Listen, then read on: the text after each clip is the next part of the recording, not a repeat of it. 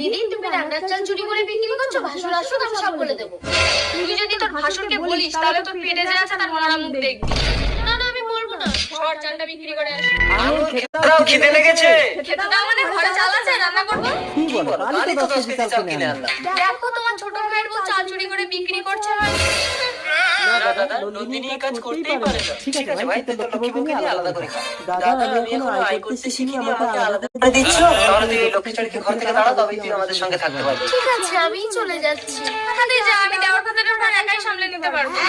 আমরা আলাদা করে খাবো। কিন্তু আমাদের তো থালা বাসন নেই বিজয়। তাতে কি হয়েছে, আমি কাজ খুঁজে যাচ্ছি, আয় করে হোটেল থেকে প্যাকেটে করে ভাত এনে দুজনে খাবো। হঠাৎ করে তুই কাজ কোথায় পাবি? এই ওদের 100 টাকা দাও তো, আজকে তো এটা চলার কথা। 100 টাকা কোথায় ছিল? আরে কালই তো আমরা দুই ভাই কাজ করে তোমার হাতে 300 টাকা এনে দেবো। তুমি কি আমাকে সন্দেহ করছো? চার ভাই বাইরে তো নন্দিনী চুরি করে, কিন্তু আলাদা চাবি তোমার। ও নন্দিনীর পেটে বাচ্চা বলে তাকে তোমরা মাথায় তুলে রেখেছো?